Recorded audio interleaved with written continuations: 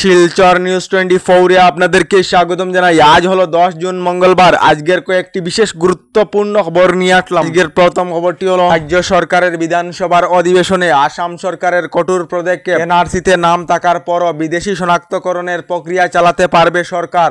NRC এবং বিদেশি শনাক্তকরণের মধ্যে কোনো সম্পর্ক নেই। কোনো সার্কেল অফিসার এনআরসি তৈরি করলেও সরকারের অভিযান বন্ধ হবে না। বিদেশি শনাক্তকরণের জন্য এখন ট্রাইব্যুনালেতে যেতে হবে না। রাজ্যে অবৈধ বাংলাদেশি বহিষ্কার অভিযান দ্রুত গতিতে চলবে। সুপ্রিম কোর্টের নির্দেশ অনুযায়ী বিতাড়ন কার্যক্রম করা হবে। ডিসি অর্থাৎ জেলা আয়ুক্ত যাদের অবৈধ বলে মনে করবেন তাদেরকে অবৈধ বাংলাদেশি হিসাবে গণ্য করা হবে। ইতিমধ্যে রাজ্য সরকার আরো 35 জন বিদেশি বিতাড়নের প্রস্তুতি নিয়েছে। মুখ্যমন্ত্রীর হাতে ভয়ঙ্কর তথ্য রয়েছে। ভোটার লিস্ট এবং এনআরসিতে নাম থাকিলেও বাংলাদেশেতে যেতে হবে। আসাম বিধানসভায় ঘোষণা মুখ্যমন্ত্রী ডক্টর হিমন্ত বিশ্ব শর্মার।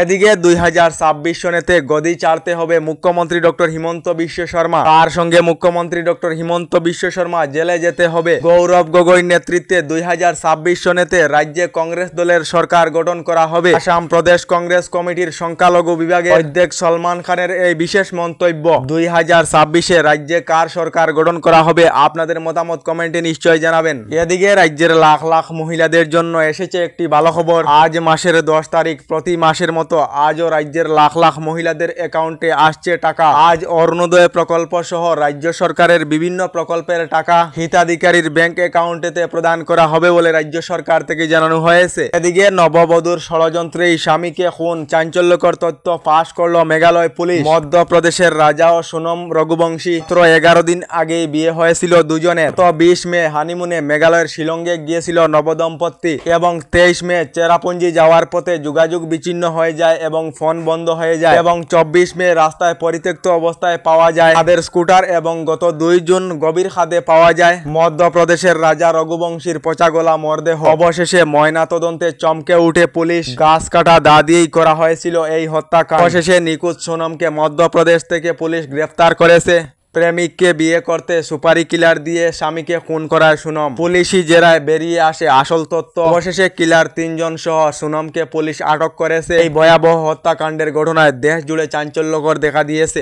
এদিকে মানুষেরা ছাগলকে নিজের পুত্র হিসাবে কুরবানি দিয়ে থাকে। আমি আল্লাহর রসুলের নামে নিজেকে কুরবানি দিয়েছি। পবিত্র ঈদের দিনে আল্লাহর নামে নিজেকে বলিদান দিয়েছে 58 বছরের বয়সের এক ব্যক্তি। উত্তরপ্রদেশের দেউরিয়াতে এই ঘটনাটি সংঘটিত হয়েছে বলে খবর এসেছে।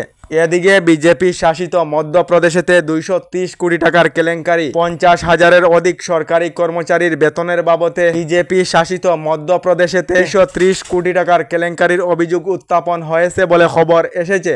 এদিকে আসাম সরকার থেকে শীঘ্রই আরম্ভ করা হবে জীবন প্রেরণা আঁচনির পোর্টাল। এই জীবন অনুপ্রেরণা প্রকল্পের অধীনে রাজ্যের গবেষক ছাত্রছাত্রী লাভ করিবেন 25,000 করে টাকা এবং বিশেষভাবে সক্ষম ছাত্রছাত্রী লাভ করিবেন 40,000 করে টাকা বলে ঘোষণা মুখ্যমন্ত্রী ডক্টর হিমন্ত বিশ্ব শর্মা। এদিকে অসহনীয় গরম বরাক উপত্যকা সহ রাজ্যের বিভিন্ন প্রান্তে আবহাওয়া বিজ্ঞান কেন্দ্রের তরফ থেকে আগামী কয়েকদিন পর্যন্ত বরাক উপত্যকা সহ রাজ্যে গরম আরো বৃদ্ধি হওয়ার পূর্বাভাস দেওয়া হয়েছে।